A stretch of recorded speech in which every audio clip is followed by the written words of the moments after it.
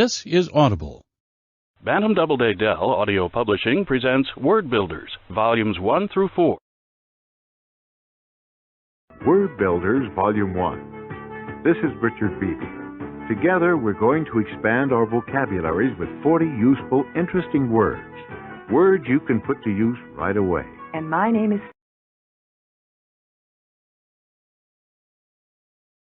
Sally Rayner. Richard and I will help you discover. This is Audible. Bantam Doubleday Dell Audio Publishing presents Word Builders, Volumes 1 through 4. Word Builders, Volume 1. This is Richard Beebe. Together, we're going to expand our vocabularies with 40 useful, interesting words. Words you can put to use right away. And my name is Sally Rayner.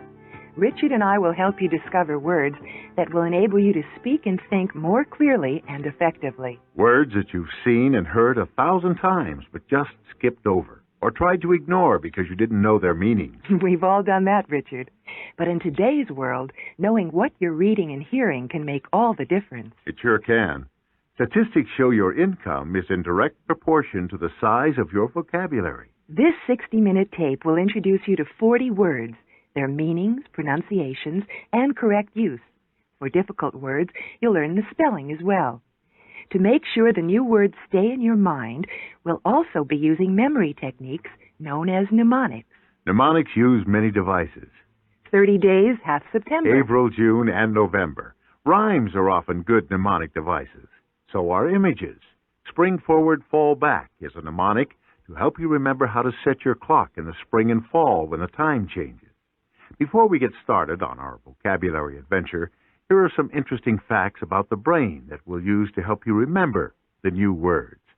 Scientific research has discovered that the left side of the brain handles the more commonplace items. Like mathematical computation and memorization? That's right.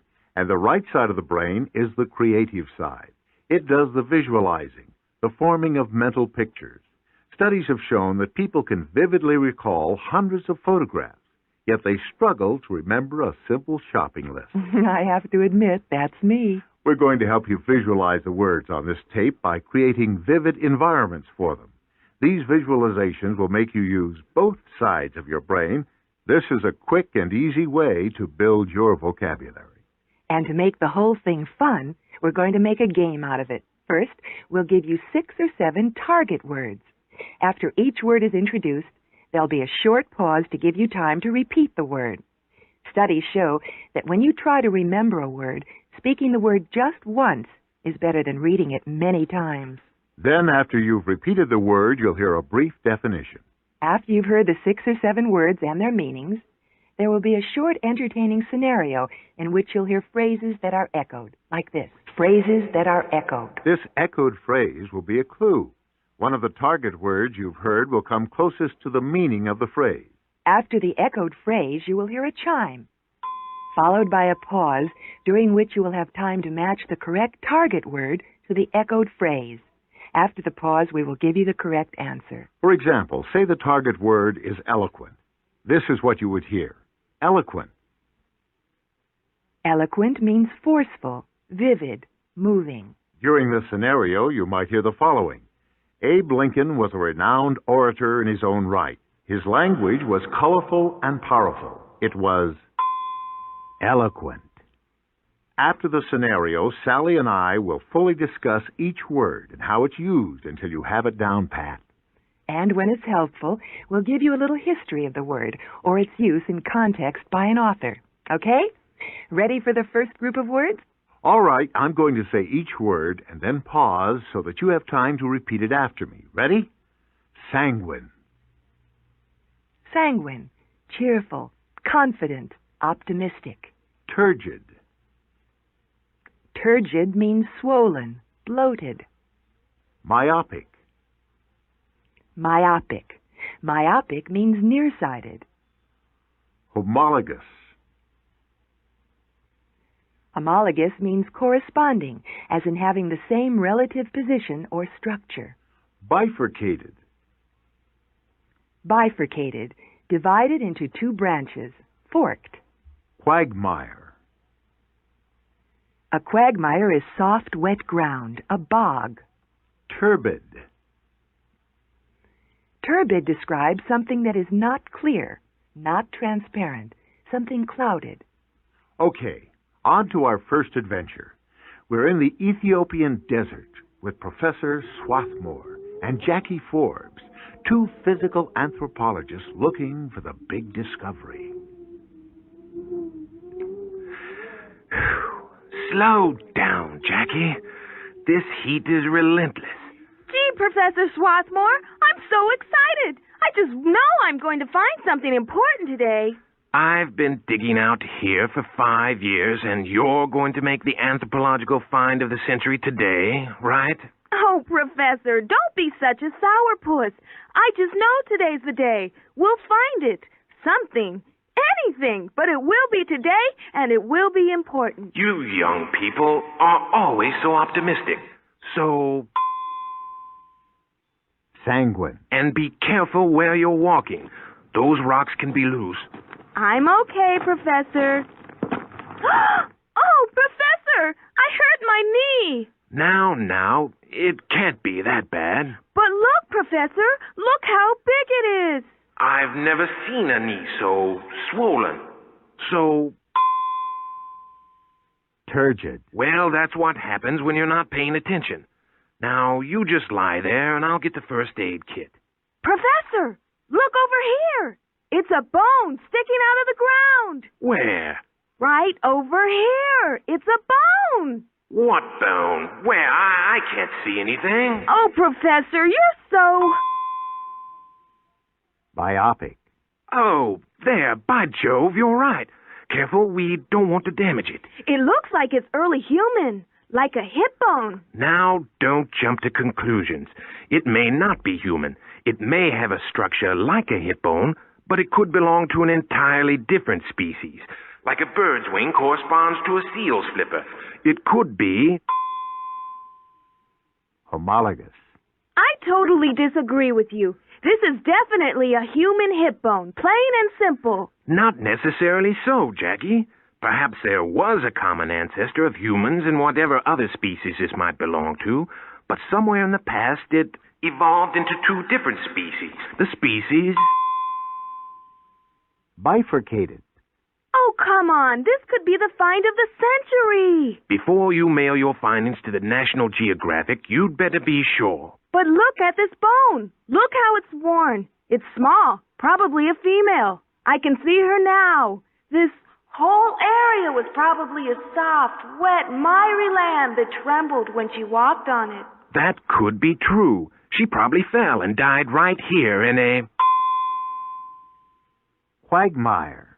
And over millions of years, the wind blew away the land and uncovered her. Even now, the air is heavy with sand. It's... Turbid. Your reasoning seems sound, but I've learned to keep a cautious posture. It's too easy to jump to incorrect conclusions. Oh, you're just being an old fuddy-duddy. Haste makes waste, my dear. We can't be too careful. Well, they're going to argue forever. But while they're doing that, let's see how many words you match to the echoed clues. The first clue was... You young people are always so optimistic. Sanguine. Jackie's cheerful, confident, optimistic. She's sanguine. That's right. Compared to the professor's reserved attitude, hers is definitely sanguine. Sanguine also means ruddy, even blood red. It's easy to see how the color red can be associated with being optimistic. Young people with their rosy cheeks are by nature sanguine. They have a bright, upbeat outlook on life. There's another word that's a close relative of sanguine, which should not be confused with it. A bonus word, huh? That's right, sanguinary. Sanguinary describes someone who's bloodthirsty, who's delighted by bloodshed, murder, or carnage, like Blackbeard the pirate or Genghis Khan. Oh, people still talk about their reigns of sanguinary terror. Let's hear the next clue. I've never seen a knee so swollen. Turgid. Her knee was turgid, swollen, bloated. Sally, what are you doing with that balloon? Well, this is how I remember turgid. A swollen, distended balloon is turgid. Sounds like some politicians. You're referring to their turgid egos? That's right. They love bombastic, pompous speeches. Bureaucracy breeds turgidity. Swollen rhetoric tons of paperwork. Even the Supreme Court is sometimes accused of rendering turgid legal opinions. Next clue. What bone? Where? I can't see anything. Myopic. The professor was myopic, nearsighted. He couldn't see anything that wasn't right in front of his nose. Myopia is a condition of the eyes that causes nearsightedness, a defective vision of distant objects. So a person who is lacking in foresight or clearness in judgment is myopic. Gee, my eye doctor told me my optics were gone. Myoptics. Myopic. That's an in-focus mnemonic, Sally. But the word is used much more broadly than just in talking about eye problems. People who argue against space exploration may have a myopic view of the future. They can't see the obvious benefits. What's the next clue? Like a bird's wing corresponds to a seal's flipper. Homologous. Homologous. Homo means same. Like homogenized milk has the same consistency throughout. Homologous means corresponding, having the same relative position or character, and having a common origin. Like the human arm corresponds to the foreleg of a dog or the wing of a bird. They are homologous. Good examples, Richard. The professor pointed out to Jackie that if the hip bone belonged to a species other than human, it could have had the same structure as a human hip bone, yet not be human, only homologous. Time for the next clue. Evolved into two different species. Bifurcated. Bifurcated means divided into two. The professor felt there may have been a species that had bifurcated into two similar but different species. Bifurcated usually refers to physical objects. A simple example of something that bifurcates is a river that forks into two branches. It divides itself. A population can be socially bifurcated, like South Africa, bifurcated into black and white. Here's the next clue. Whole area was probably a soft, wet, miry land that trembled when she walked on it. Quagmire. She was walking over a quagmire, a bog, a soft, unstable place that can be difficult to get through. Sometimes I've gotten myself into a quagmire. I've been in a tough and sticky situation. Quagmire usually implies being stuck. The United States and the Soviet Union are often stalled in a quagmire of negotiations. Quagmire is spelled Quagmire. Well, let's go on to the next clue before we're accused of being mired in a quagmire of explanations. The air is heavy with sand. Turbid. Turbid. Not to be confused with turgid. Turgid. Turbid describes something that is clouded, thick, or opaque, with matter in suspension, like turbid water or turbid wind. But the word can be extended to imply obscure thoughts or feelings. Just the opposite of lucid thoughts, which are clear. Turbid thoughts are muddy and clouded, even confused. Oscar Wilde talked about the imagination being turbid with monstrous fancies and misshapen dreams. To keep the words turgid and turbid separate in your mind, try this mnemonic. Think of the G in turgid as gas filling a balloon. The gas is swelling, distending the balloon. The B in turbid could remind you of a blurry river bottom, where it's muddy and hard to see. Los Angeles is known for its turbid air. It's polluted. It's impure. Turbid describes anything that is literally or figuratively stirred up. A quote like, "The turbid tides of human misery," describes the confused drifting of suffering people. Well, with that poignant insight, I think we're ready to end this first episode. Let's take a quick review of all the words you've just learned. Sanguine, cheerful, confident, optimistic. Turgid means swollen, bloated. Myopic. Myopic means nearsighted. Homologous means corresponding, as in having the same relative position or structure. Bifurcated, divided into two branches, forked. A quagmire is soft, wet ground, a bog. Turbid describes something that is not clear, not transparent, something clouded. Try to remember the images we have created for you. You can also create your own reinforcing images. This will embed the words into your memory and your vocabulary. Well, here we are 100 years ago in the Smoky Mountains, back in the days when it took a tough breed of people to survive in a rugged environment. Ma, Pa, and Clem, our characters, live in a small log cabin deep in the woods. Clem is just returning from a possum hunt, and he can't wait to show Ma and Pa what he's caught. Hold on, Richard. Before we start our story, we need the target words to match up with the characters and situations. The first word is virago. Virago, a loud, overbearing woman. Timorous. Timorous, fearful, timid. Vilify. Vilify, to slander or abuse. Taciturn. Taciturn, reluctant to talk. Insouciant. Insouciant, indifferent, unconcerned. Proscribe.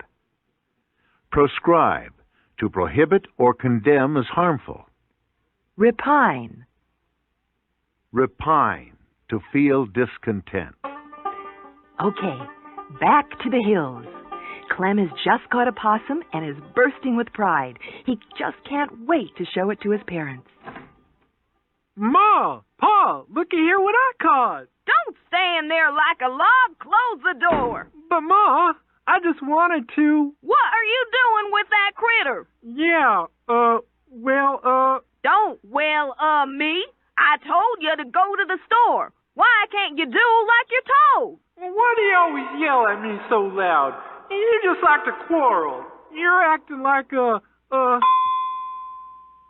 Virago. Well, why shouldn't I yell at you? I told you to go to the store, and you go off possum hunting. Ma, there's so many people at the store, and you know how they scare me. They scare you, huh? What are you afraid of? I just can't understand why you're so... Timorous. Aren't you gonna cook it, Ma? You know how good they taste. Me and Pa just love possum meat. If I knew when I married your Pa I'd be eating possum meat all my life, I'd have married someone else. How come you're picking on Pa? 'Cause he never amounted to a hill of beans, and he never will. And if you don't straighten up, you'll be just like him. Ma, you're always putting Pa down and abusing him. Him all the time. Vilify. I'll let your Pa defend himself. Come on, Pa, say something. Nope. Is that all you can say, Pa? Nope. Pa never wants to say anything. He's downright... Taciturn. That's your Pa, Clem, sitting and smoking that god-awful corncob pipe and spitting tobacco juice on the floor. He doesn't care about a thing. Pa might not be the city type, but he does his best. Does his best? That's a joke. He's just indifferent and unconcerned. He's... Insouciant. And I'll tell you another thing or two. The town council is threatening to pass a law against possum hunting. They say the little critters are getting real scarce, and if we don't stop, there won't be any left. Ma, how can they forbid possum hunting? They can prohibit or condemn anything they think is harmful. It's their job to such things. Proscribe. Why are they always picking on me? First they tell me I can't hunt squirrels, now it's possums. There's just nothing left for me to do. If you're going to feel sorry for yourself and complain, go out and chop some wood. I'm not going to sit here all day and listen to you. Repine. Now get. And don't you say a peep. Nope. While Clem is cutting firewood, let's look at the echo clues. Why do you always yell at me so loud? You just like to quarrel. Virago. Virago. One meaning of virago is a loud, overbearing, quarrelsome woman. So you think Ma was viraginous? She certainly was. She could have asked Clem to close the door and sit down while she explained the situation. Instead, she was overbearing. Virago has an interesting history. In Latin, it meant a manlike, heroic woman. The word virile, which means manly, is a close relative.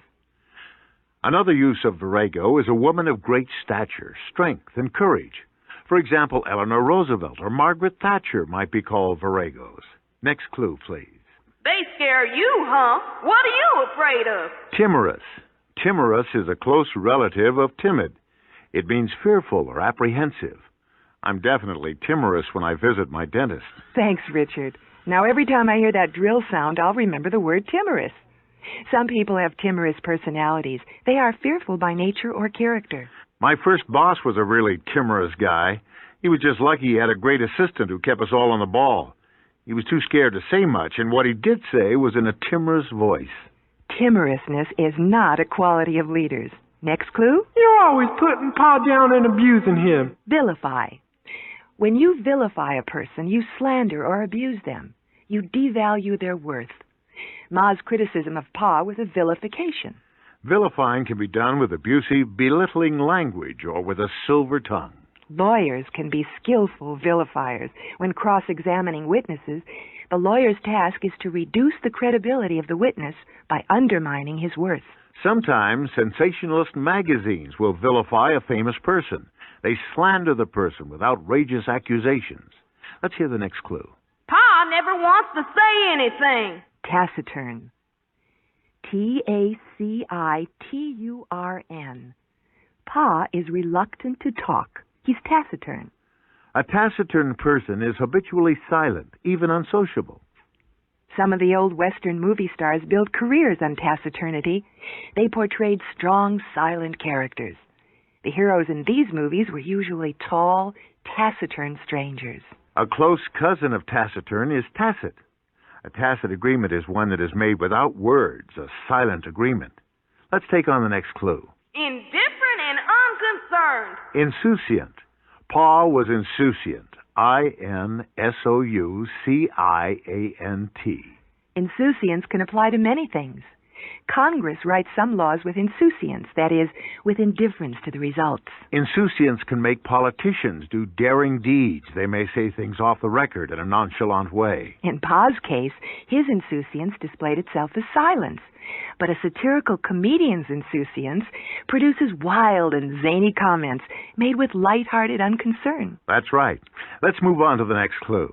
They can prohibit or condemn anything they think is harmful. Proscribe. To forbid or condemn something as harmful or unlawful is to proscribe it.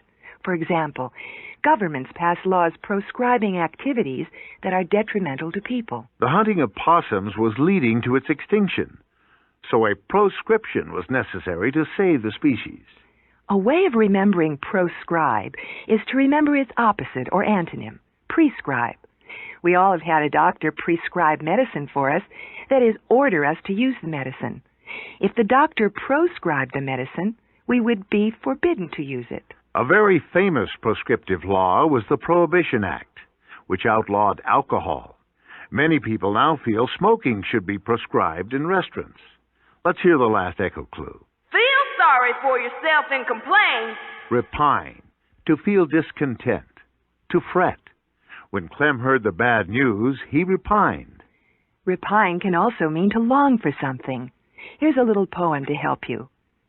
When I see rain on my window pane, all day long I complain.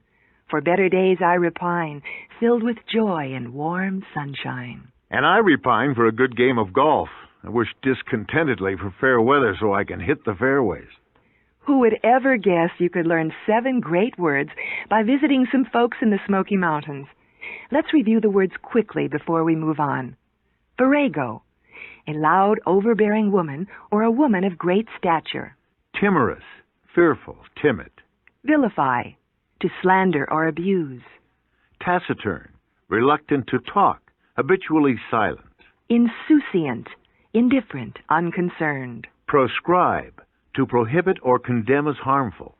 And last, repine, to feel discontent or to long for.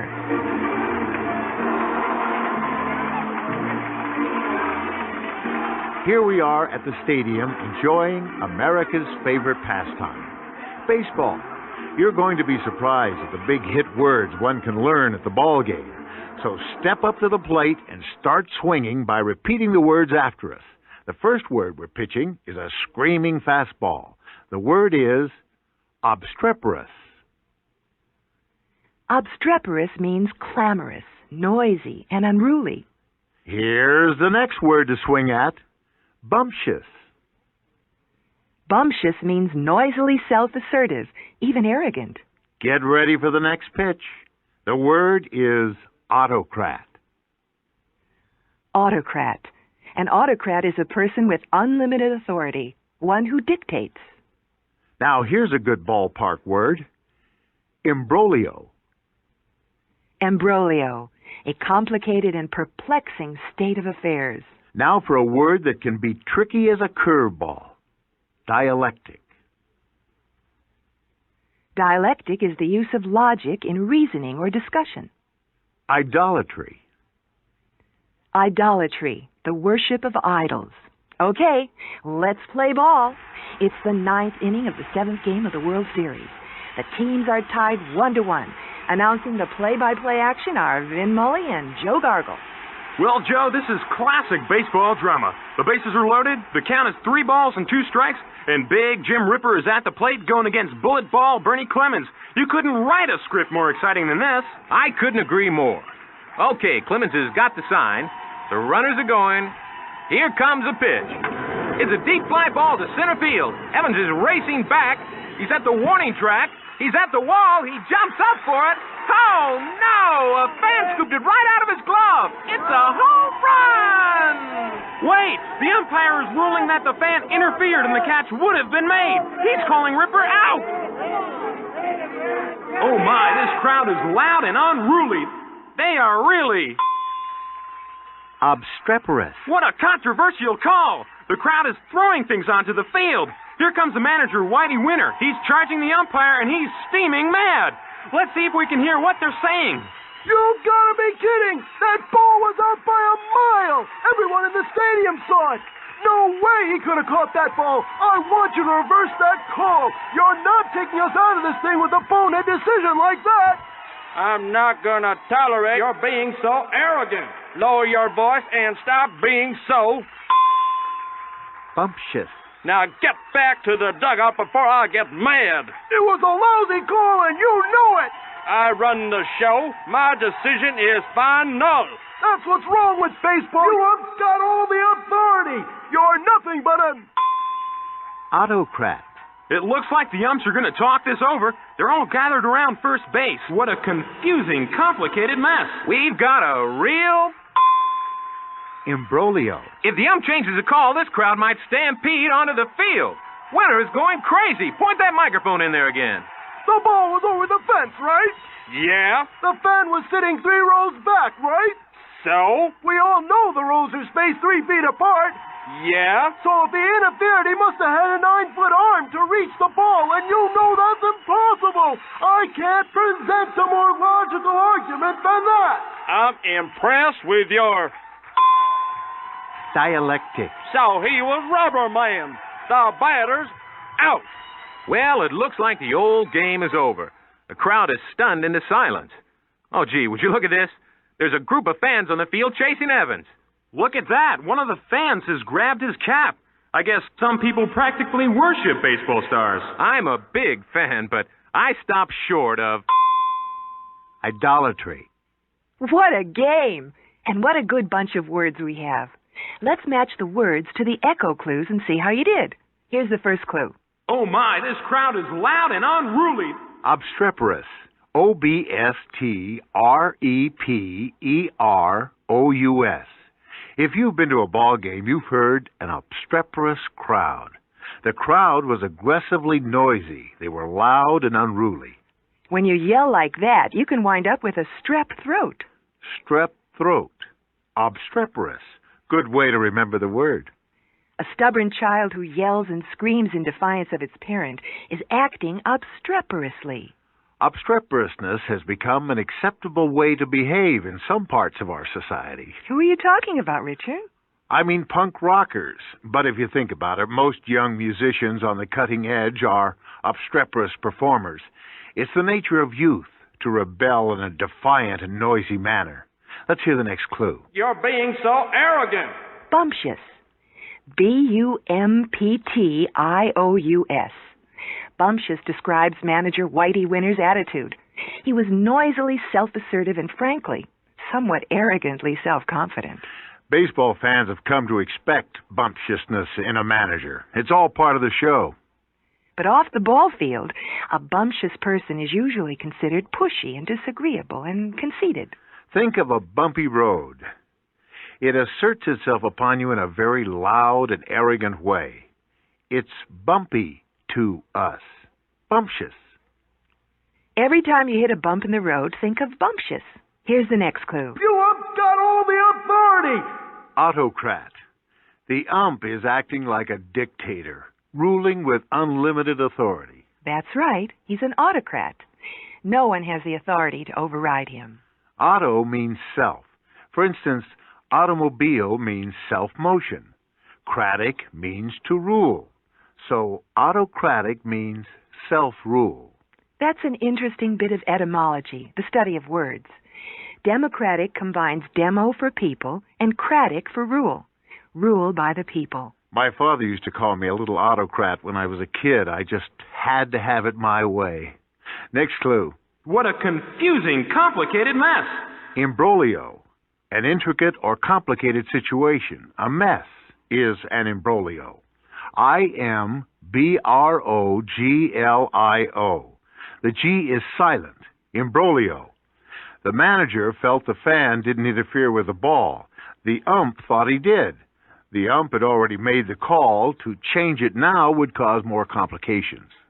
Imbroglio can also mean an embarrassing misunderstanding. For example, in international negotiations, there may be an imbroglio between foreign ministers. The fact that they speak different languages and come from different cultures often results in confusion, even embarrassment. Back to the ball game for a moment. Often confused situations change into violent and bitterly contested arguments or fights. Imbroglio can be used in this stronger sense. Umpires and managers often get into imbroglios. Next clue. Present a more logical argument than that!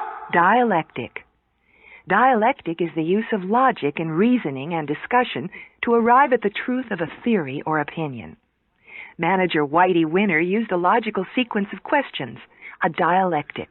What you're saying, Sally, is he presented his argument in a logical sequence, hoping logic would win out and the umpire would reverse the call. Right.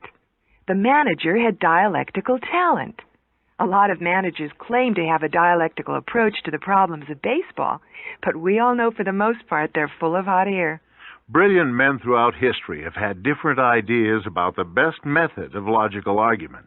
You're talking about the philosophers, right? Yes, for example, Socrates, Plato, Aristotle, Kant, Hegel, and Karl Marx all had different views on what makes a good dialectic. All had different opinions as to what was the best technique of discussion to arrive at truth. Well, it's time to take the last bite of our hot dogs and end this ball game. Let's have the last clue. Some people practically worship baseball stars. Idolatry, the worship of idols. Someone who intensely and excessively adores baseball players, movie stars, or politicians is an idolater. That's right. They elevate people they admire to the status of a god. Young teenagers tend to idolize popular musicians. They cover their walls with posters of their favorite idols and wait hours in the rain to worship them at the stage door. I could take a dialectical position here and ask you if anyone who admires anything fervently isn't in fact an idolater. How did you know I collected baseball cards? Well, we've come to the halfway point of this tape. Let's quickly review the words we just learned. The first word was obstreperous, which means clamorous, noisy, and unruly. Bumptious means self-assertive, arrogant. Autocrat, a person with unlimited authority, one who dictates. Imbroglio, a complicated and perplexing state of affairs. Dialectic, the use of logic and reasoning and discussion. Idolatry, the worship of idols. Well, you have just added a total of 20 power-packed words to your vocabulary. Now you're ready to put them to use. Use the review card and start to practice your new words on your friends.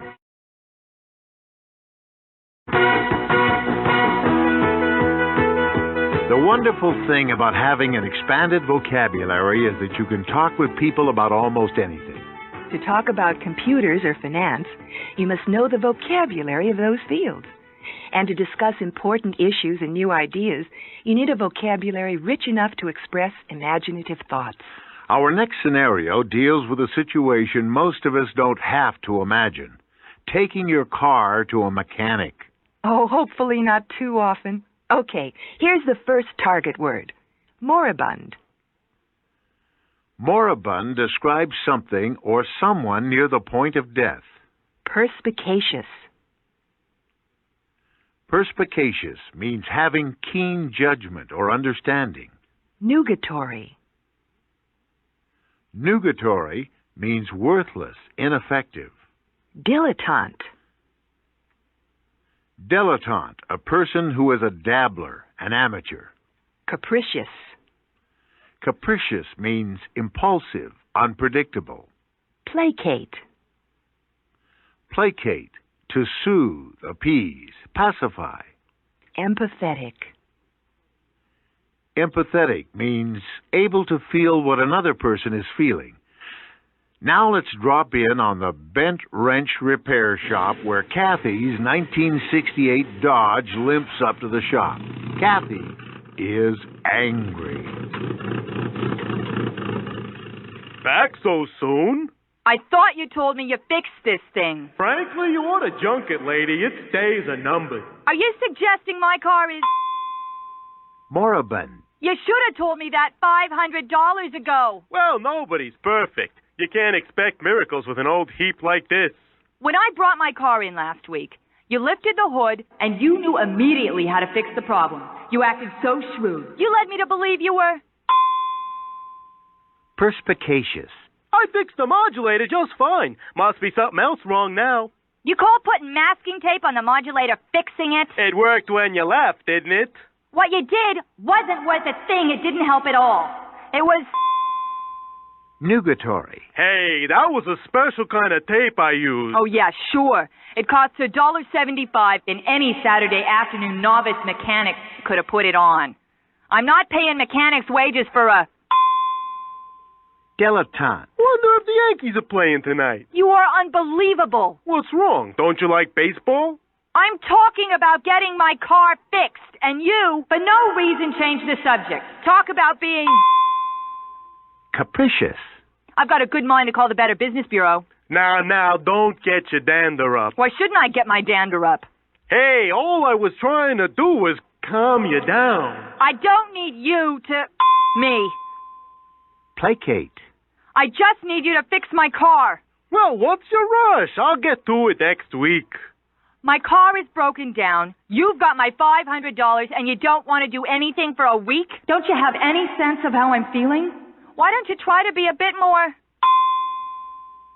Empathetic. Looks like Kathy had a bad day. And I know exactly how she feels. Let's start with the first echo clue. Frankly, you ought to junk it, lady. Its days are numbered. Moribund. Anything on its last legs is moribund. It's dying. It's near death. Even organizations such as political parties can become moribund, on the verge of extinction. The moribund Whig Party, which favored tariff protectionism, died in the 1850s. Something that's moribund has little or no vital force left. Some political analysts feel the American Communist Party is moribund. You might even say rail passenger service in the U.S. is moribund. True. I think only government subsidies keep train services from dying out completely. On to clue number 2. And you knew immediately how to fix the problem. You acted so shrewd. Perspicacious. You go to a mechanic, a doctor, a lawyer, or any professional, for that matter, for their perspicacity, for their keen judgment, their ability to figure out a problem quickly. Think of perspective, which means the ability to draw things in the right proportions. Being perspicacious means to have the mental ability to put things or ideas in their right relationship. You're absolutely right, Sally. A perspicacious mechanic is worth his weight in wrenches. He'll be able to locate the malfunction, analyze the problem, and fix it quickly. He saves you time and money. And speaking of making money, look at the perspicacious corporate raiders who take over giant companies. They analyze a company to determine if the sum of the corporate component parts is greater than the whole. If it is, they buy the company, sell off its parts, and make a huge profit. Well, to make millions like that, unerring perspicacity is a must. Next clue. Wasn't worth a thing. It didn't help at all. Nugatory. N-U-G-A-T-O-R-Y. Having little or no consequence. Worthless. Ineffective. Mike's tape job was nugatory. It didn't get the job done. Nugatory is not limited to describing an action. A person can feel nugatory. Like the vice presidents of the United States. They sometimes complain their position is nugatory. It has little or no consequence. I want to give you a mnemonic to remember nugatory. If a bishop suggested to the Pope that another purgatory should be created, the Pope would surely respond that another purgatory would be worthless. He'd say, "We already have one. Why do we need a new purgatory?" A new purgatory would be nugatory. That's very perspicacious of you, Sally. Okay, let me see what you can do with this next clue. In any Saturday afternoon novice mechanic. Dilettante. Kathy was telling Mike that any amateur, any dilettante could have done what he did. I agree. I work on my car sometimes. I dabble. It's kind of a hobby. I'm just a dilettante when it comes to repairing cars. The difference is I wouldn't have the nerve to charge $500 for an amateur job. Lots of people begin hobbies as dilettantes and then get hooked and become serious about it. Be careful of the spelling of this word. D-I-L-E-T-T-A-N-T-E. Remember the double T's. Moving along. For no reason, change the subject. Capricious. Mike was being capricious. He changed the subject impulsively on a whim. Kathy's arguing about her car, and capriciously, he's pondering baseball. That kind of capriciousness can be very irritating. Unless you're at a concert, a capriccio is a lively, whimsical musical composition. Some of Mozart's pieces were written in a capriccioso style. They were free and impulsive. Caprice in music is one thing, in an adult another, especially one you're doing business with. No one likes to deal with someone who is flighty and unpredictable. I remember capricious by associating it with the island of Capri off the coast of Italy. I think of the sailboats tacking around the island at the mercy of the capricious winds, whipping off the island. The winds shift direction with a mind of their own. How poetic, Richard. Next clue. Calm you down. Placate. Mike realized he had gone too far and he had better soothe Kathy, placate her. But Kathy was implacable. She wasn't about to be pacified by meaningless gestures. Placatory remarks are meant to appease. If you put your foot in your mouth, the placation might be the only way to get the foot out of your mouth and back on the ground where it belongs. Something that can be soothed, appeased, or quieted is placable. I remember a story by Nathaniel Hawthorne. He wrote about winds that blew in momentary gusts and then became more placable. If I ever get you angry, Sally, and hope to make you placable, I'll talk about soothing winds.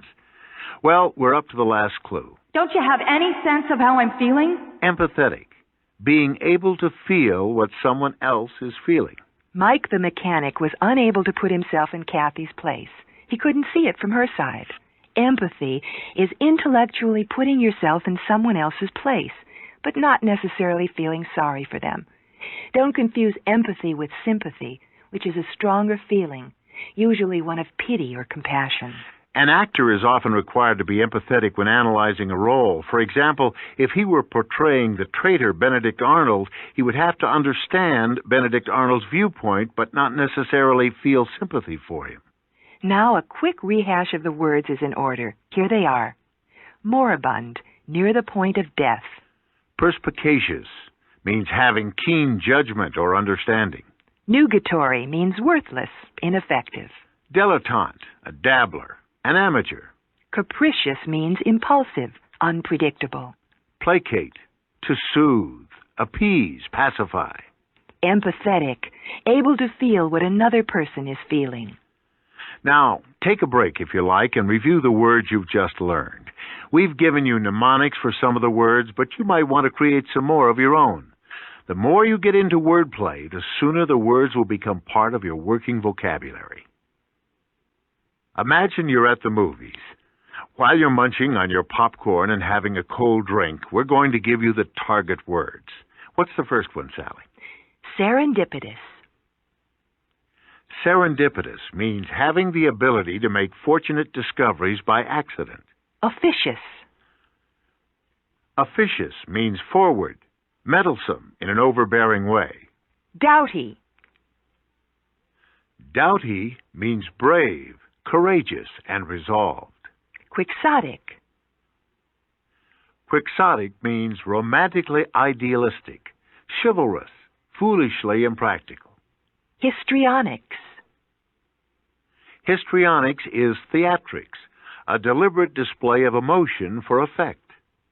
Paradigm. A paradigm is a model, an example, or pattern. Okay, let's dim the lights and take a little journey up the Amazon to the tropical forests of Peru. We're going to join a movie crew as they shoot a wild adventure story called Romancing the Statue. Our story centers around a coveted statue that has changed hands many times over the centuries. The heroine, Jessica Emerson, has won a cruise up the Amazon where she meets Brett Bronson, a handsome adventurer. But before they meet, an exciting thing happens. Let's join the director, Steven Spellbound, as he prepares to roll the cameras and shoot the scene. All right, Jessica, here's the scene. The boat has been forced to dock for repairs. Being an avid shopper from Minnesota, you've gone ashore and bought a plaster of Paris piece of Incan art. You have just placed it on your cabin shelf when a violent wave causes the boat to lift and a souvenir crashes to the floor. Lo and behold, inside is an ancient treasure map. So again, Lady Luck smiles on me and something wonderful happens to me by accident. My discovery is... Serendipitous. Exactly. Now, while you're unfolding the map and probing its meaning, unbeknownst to you, outside your cabin door is a deckhand who heard the crash. Oh, no. And since he's such a nosy, pushy character, always interfering, he barges in to offer his help. You sounds rather... Officious. Exactly. But now for the good part. When Brett Bronson, your co-star, spots this meddling river rat, he grabs him by the neck and gives him a swift kick in the pants. A struggle ensues, but Brett's bold and valiant, and he drives the culprit away. He's a true hero. He's brave and steadfast. He's... Doughty. Exactly.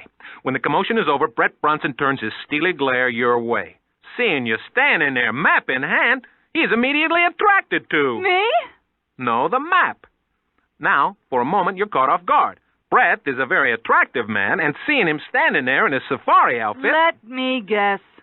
He's like a knight in shining armor. He was chivalrous, so romantic he came to my rescue. He's... Quixotic. I want to run off with him into a life of romance and adventure. Exactly. Now, for the good part. That evening, as the two of you sip wine over a candlelight dinner, Brett woos you with his charm. He kisses your hand and showers you with compliments. He's acting up a storm, really laying on the charm, but you're so caught up in the moment, you don't care. So I'm a sucker for his... Histrionics. Exactly. You know, Stephen, what bothers me is your idea of the kind of hero women admire. I don't consider a man like Brett Bronson to be a model or example. For me, he's not a... Paradigm. He's a typical Hollywood airhead and really doesn't offer much more than a pretty shell. Exactly. He's perfect for romancing the statue. I guess the proof is how well Brett Bronson does at the box office. Well, let's see how well we do with the echo clues. Let's have the first one. Lady Luck smiles on me and something wonderful happens to me by accident. Serendipitous. To be so lucky as to find a treasure map in the Amazon was serendipitous. Jessica's character had the ability to make fortunate discoveries by accident. This colorful word has a fascinating history. Serendip is the former name of Ceylon, where there's an old fairy tale about three princes who had an apparent aptitude for making fortunate discoveries accidentally. Probably one of the most celebrated examples of serendipity is the story of Sutter's Mill. The story goes that in 1848, a worker at the mill was sitting under a shade tree having his lunch. He looked down on the ground and saw a wild onion. Pulling it out of the ground to eat it, he was surprised to find gold nuggets clinging to its roots. His discovery led to the California Gold Rush of '49. It's such a happy-sounding word. Of course, serendipitous discoveries are happy events. Next clue? And since he's such a nosy, pushy character, always interfering... Officious. The deckhand was forward, meddling. He was eager to offer his help where he had no business. We've all seen movies with officious public servants who try to make themselves indispensable with this kind of interference. I see a good mnemonic. Public servants are officials. They can be officious officials. You can just picture them bustling about and barging in. Barging ahead to our next clue. But Brett's bold and valiant. Doughty. A doughty person is courageous and resolved. Many great male stars have portrayed doughty characters. From Humphrey Bogart to Clint Eastwood, they've played roles in which they were valiant and brave. Though doughty sounds like the word doubt, it's spelled differently. Doughty. It may help you, though, to remember these opposites. A doughty person is filled with resolve and has no doubt. Let me have the next clue, Sally. He was chivalrous, so romantic he came to my rescue. Quixotic. Quixotic means romantically idealistic, chivalrous. Brett Bronson seemed like a fabled knight to Jessica. Quixotic also means foolishly impractical.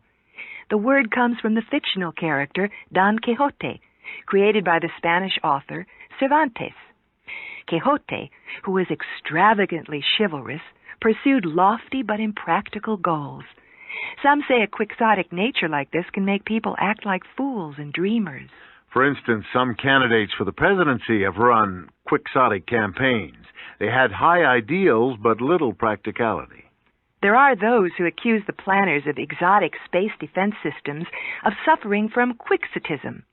The goal may be very idealistic, but our ability to implement these systems is an impractical dream, according to detractors. Let's have the next clue. He's acting up a storm, really laying on the charm.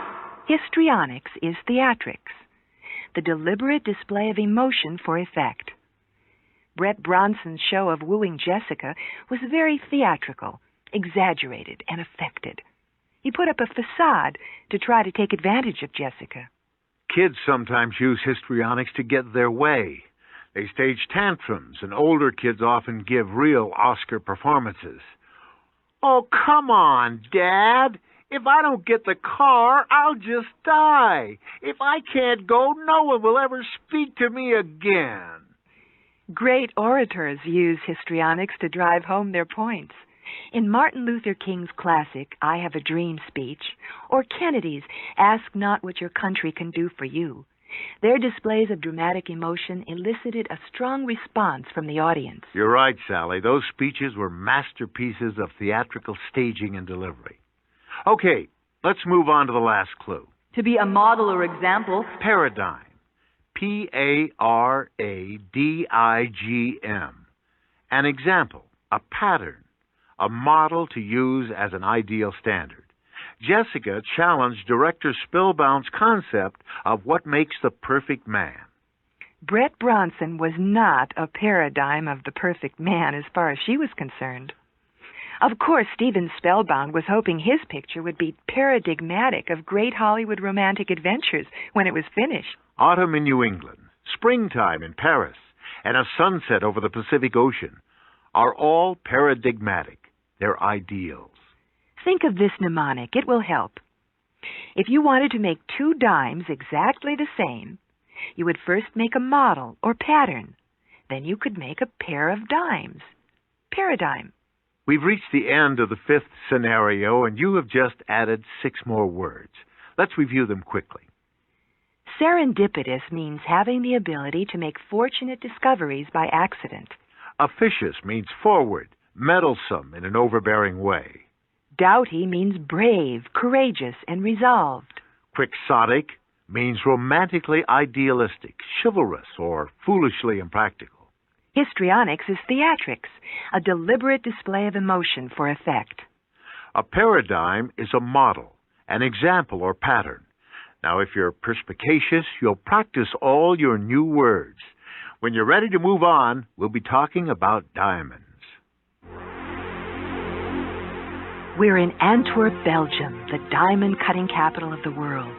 A newly discovered uncut stone promises, when cut, to rival the 44-carat Hope diamond. The stone has been given to Elvin de Bary, the renowned diamond cutter.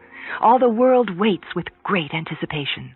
And anxiety, because Boris Blackwell, the infamous jewel racketeer, has just been spotted in town. Any fool knows he's there for one reason and one reason only: to gain possession of the Ice House diamonds.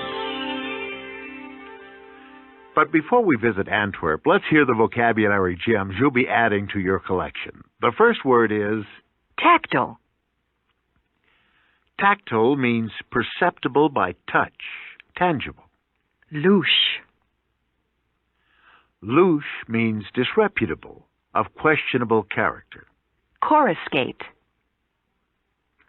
Coruscate, to sparkle or flash. Venal. Venal, able to be bought, corruptible. Quotidian. Quotidian describes something that is routine, every day. Tyro. Tyro, a novice or beginner. Limpid. Limpid, perfectly clear, transparent.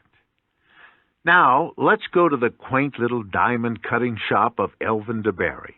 It's late at night, and he and his assistant, Hans Hands, are busy preparing for the task in front of them. Oh, my, what a rock you are. Gee, boss, I'm always amazed that a dull stone has qualities which you can recognize just by touch.